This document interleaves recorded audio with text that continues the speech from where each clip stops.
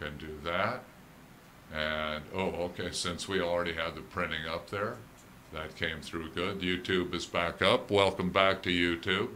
And here goes Facebook. Should do the same. And, okay. And we got 8:56 p.m. YouTube and FB restarted broadcast. Pardon that interruption, people. We're back up and going and continuing on Facebook and YouTube. Got 8:56 p.m. and would like to have my other computer screens all up and easy to read. There we got the radio DJ, and I want to get my audition up. Boom, boom. Yeah, there we go.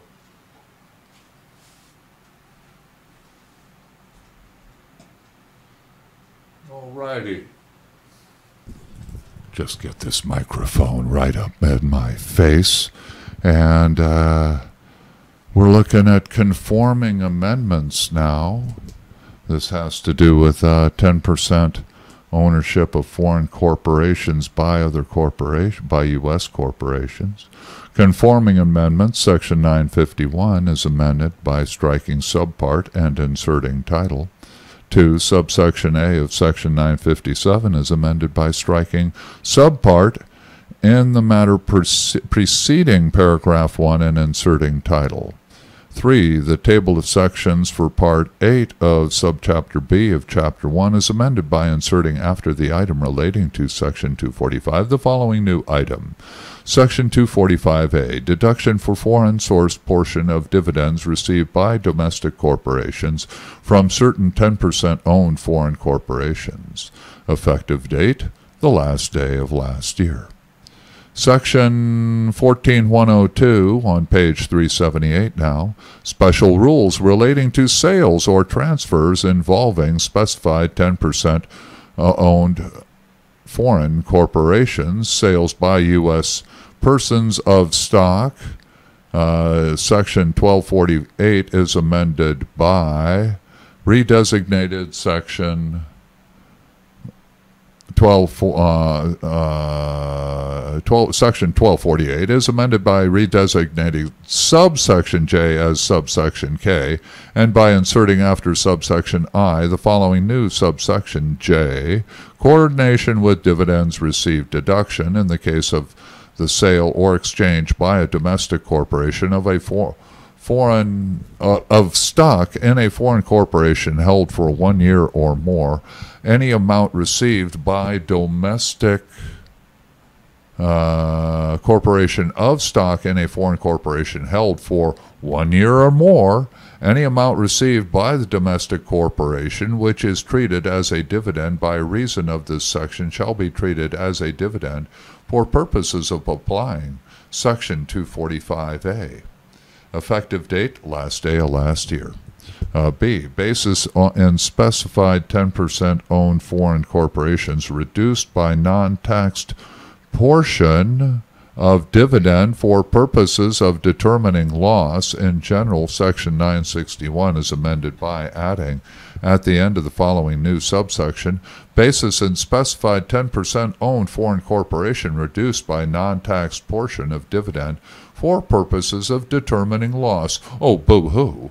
If the domestic corporation received a dividend from a specified 10% owned foreign corporation, as defined in Section 245A, in any taxable year solely for purposes of determining loss on any disposition of stock of such foreign corporation in such taxable year, or any subsequent taxable year, the basis of such domestic corporation in such stock shall be reduced, but not below zero, by the amount of any deduction allowable to such domestic corporation under Section 245A with respect to It is 9:01 p.m. You are webtuned to thevoiceofstockton.org.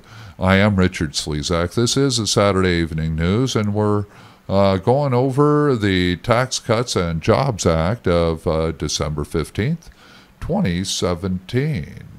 And again, we're at any deduction allowable to such domestic corporation under Section 245A with respect to such stock, except to the extent such basis was reduced under Section 1059 by reason of a dividend for which such a deduction was allowable. Effective date, last day of last year.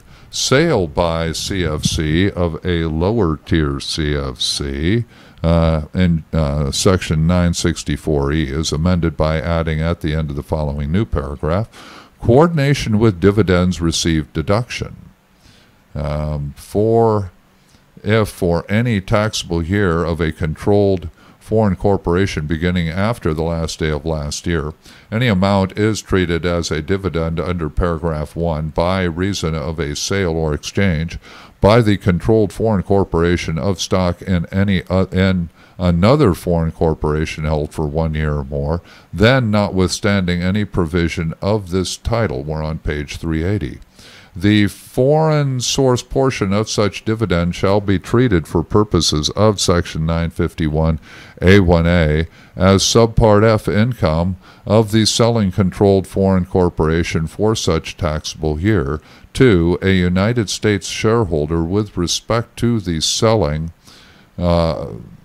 controlled foreign corporation shall include in gross income for the taxable year of the shareholder with or within such taxable year of the controlled foreign corporation ends an amount equal to the shareholder's pro rata share determined in the same manner as under Section 951A2 of the amount treated as Subpart F income under Clause 1, and 3.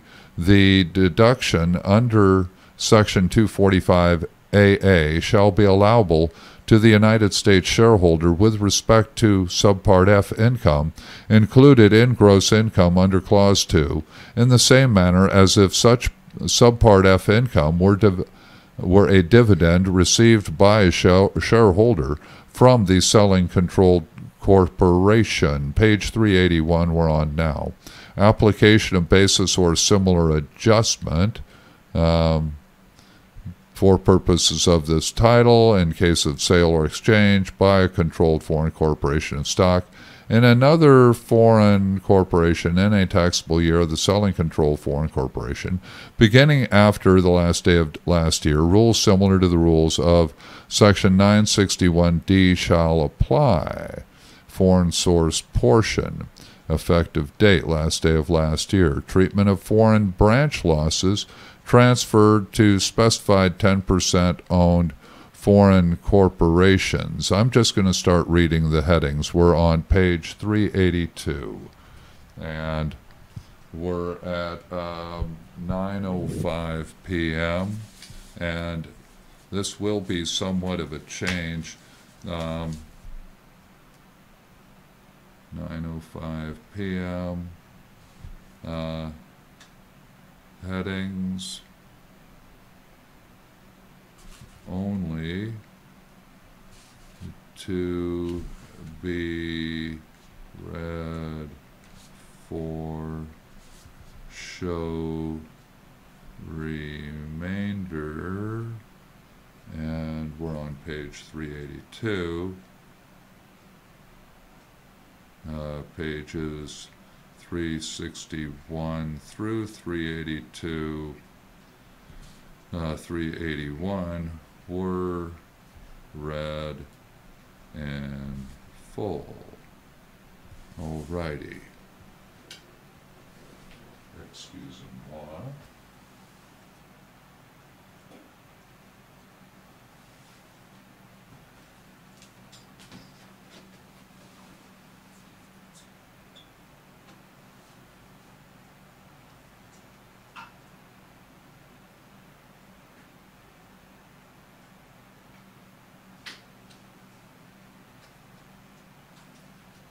Alrighty. little momentary break, and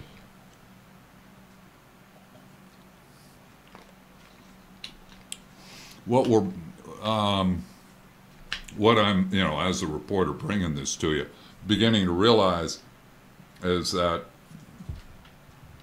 the bill is very specific, and we're not getting all the details. We're getting plenty, reliable directions, but not all the details, because those are laced within the tax code. And the important thing is to bring across to you, the listening myself as well as the listening public, just what this bill does. And we can't get all the specifics. Well, we can. That would be, collegiate coursework, but this is University of the Air Radio. What is going to be presented instead is just the high points. And we're looking at the top of the hills, not down into the valleys. So with that, we're going forth.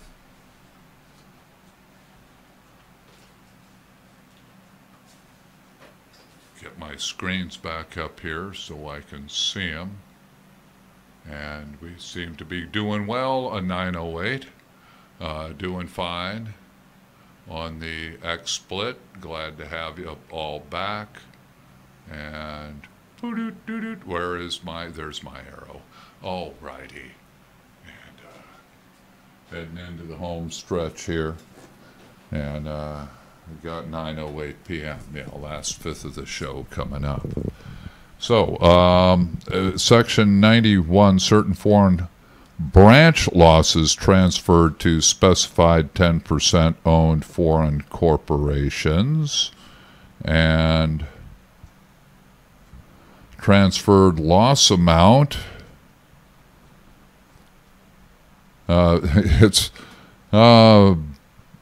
It means with respect to any transfer of substantially all of the assets of foreign branch in the excess of the sum of losses incurred by the foreign branch after the last day of last year, with respect to which the deduction was allowed to the taxpayer over the sum of any taxable income of such branch for a taxable year after the taxable year in which the loss was incurred and through the close of the taxable year of the transfer, and any amount which is recognized under the Section 904F3 on account of the transfer.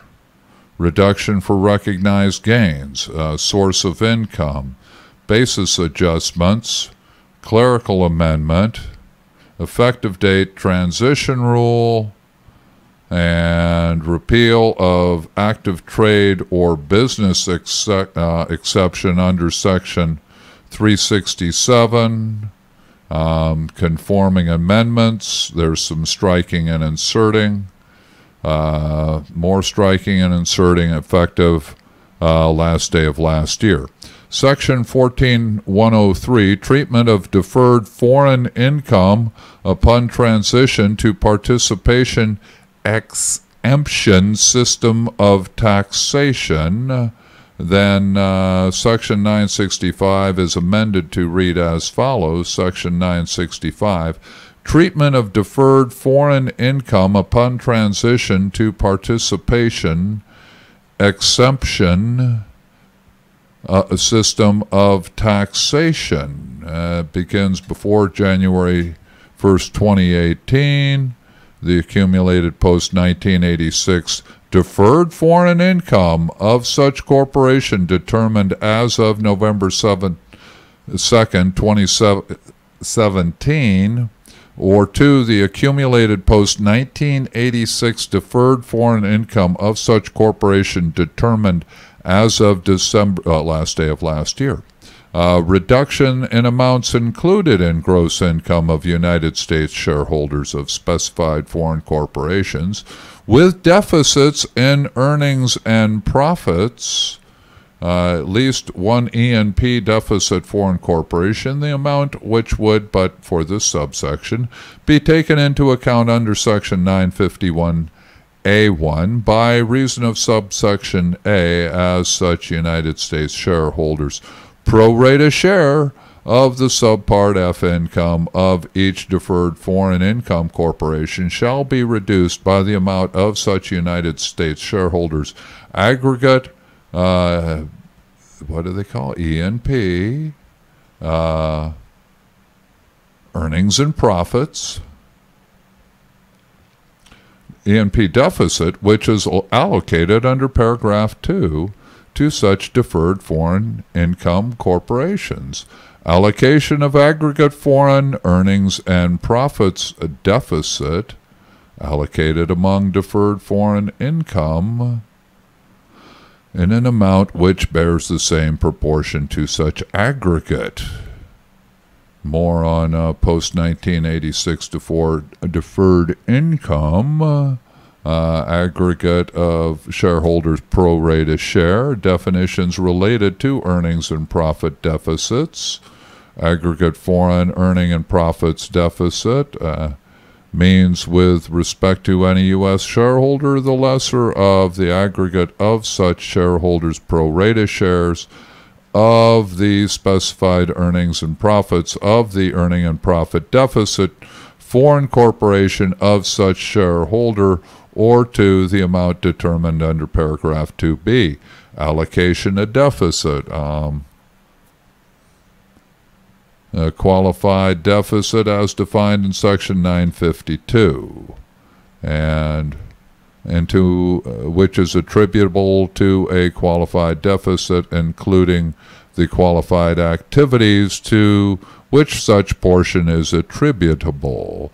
Earnings and profit foreign corporation with respect to any taxpayer, any specified corporation with respect to which such taxpayer is a United States shareholder as of November 2nd, 2017. We're on page 389. Deficit post-1986 earnings, specified foreign corporation, specified E&P deficit, treatment of earnings and profits in future years, reduced earnings and profits treated as previously taxed income when distributed, E&P deficits shall be increased by the amount of the specified E&P deficit of any such corporation taken into account by such shareholder under paragraph 1 and for purposes of section 952. Netting among United States shareholders in same affiliated group, the amount which would, but for this paragraph, be taken into account under section 951A1 by reason of subsection A by each such E&P net surplus shareholder shall be reduced, but not below zero. E&P net surplus shareholder would take into account an amount greater than zero under section 951A1. E&P net deficits shareholder, and then page 392, aggregate unused E&P deficit, means with respect to affiliated group, sum of excesses described in subparagraph C, the amount determined under subparagraph E2. Reduction with respect to E&P deficit shareholders which are not wholly owned by the affiliated group, applicable share, page 393, the product of, be taken into account under section 951A1. Aggregate amount determined in clause 1 with respect to all E&P net surplus shareholders, group ownership percentage, means with respect to any U.S. shareholder in any affiliated group, the percentage of the value of the stock of such United States shareholders, which is held by other includable corporations in such affiliated group, notwithstanding the preceding sentence, the group ownership percentage, the amount of the common parent of the affiliated group is 100% any term used in this subparagraph, which is also used in section 1504, shall have the same meaning as one used in such section. Application and participation exemption of included income. Page 395, 8 and 15.5% rate equivalent percentages. Means 8% means with respect to any United States shareholder for any taxable year, the percentage which would result in the amount to which such percentage applies being subject to a 8% rate of tax determined by only taking into account a deduction equal to such percentage of such amount and the highest rate of tax specified in Section 11 for such taxable year. And that sounds like a low tax rate. Page 396, 15.5% rate equivalent with respect to any United States shareholder for any taxable year, the percentage determined under subparagraph A applied by substituting 15.5% rate of tax for 8% rate of tax. So that sounds like a tax increase part, but not by much. Got 9:18 p.m. We're heading into the home stretch. Aggregate foreign cash position. The aggregate of such United States shareholders' pro rata share of the cash portion of each specified foreign corporation of such United States shareholder determined as of the close of the last tax year of such specified foreign corporation which begins before the first day of this year, 1/2 of the sum of was as of determined November 2nd, 2017, close of the taxable year of each such specified foreign corporation. Cash positions, the net accounts receivable of such foreign corporation, plus the fair market value of the following assets held by such corporation. Personal property which is of any type that is actively traded and for which there is an established financial market. Commercial paper, certificates of deposit, the securities of the federal government and of any state or foreign government. 398. Any foreign currency, any obligation with a term of less than 1 year, any asset which the Secretary identifies as being economically equivalent to any asset described in the subparagraph. Net accounts receivable, prevention of double counting. Page 399, cash positions of certain corporate entities taken into account. Anti-abuse was to reduce the aggregate foreign cash position taken into account under the subsection. Such transaction shall be disregarded for purposes of this section. Deferred foreign income corporations accumulated post-1986. Deferred foreign income. Any specified foreign corporation of such United States shareholder which has accumulated post-1986 deferred foreign income as of the date referred to in paragraph 1 or 2 of subsection A greater than 0, accumulated post-1986. Deferred foreign income means the post-1986 earnings and profits except to the following such earnings. It is 9:21 p.m. That's the show for this evening. We made it to page 400, and this is the stuff you heard about. Corporations with vast overseas assets keeping their profits offshore, and how are we going to get those profits back home where they belong and be properly taxed? Well, this is the mechanism by which it is going forward, and in general terms. Okay, so that's this evening's show. I hope you've enjoyed it and learned something from it. I've learned a bit, and it is tax season. Taxes are the sinews of the republic, and I hope you're having a good Saturday evening. And with that, we're going to be bidding you adieu, and do continue to listen to the voice of Stockton.org. And let's see, do we have 1 hour? Yeah, we sure do. All righty. Have a good Saturday evening. This is Richard Slezak. You have been listening to the Saturday Evening News, Tax Cuts and Jobs Act of December 15th, 2017. And it is March 24th. Have a good evening. Continue listening to the voice of Stockton.org. And gonna roll up here onto the, whoop, yeah, got that okay. And gonna have some station IDs here coming right up. And well, first let's get off the XSplit. Been a pleasure having you with us this evening here at the Voice of Stockton. I hope the whole show's been going through. Oh yeah, it looks like it's still webcasting. So pardon the glitches earlier on. And 3, 2, 1, going off of YouTube and Facebook. Have a good evening. And